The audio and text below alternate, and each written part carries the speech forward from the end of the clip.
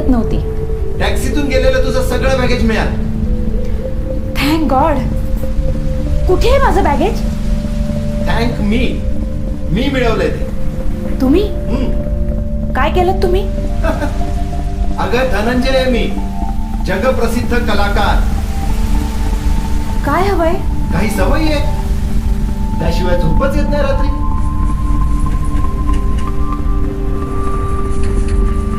माय tablets.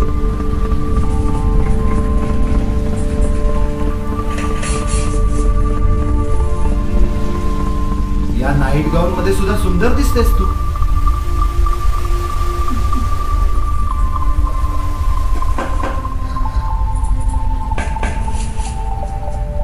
तुला सांगायला विसरलो, दरवाजाची कडी निघाली.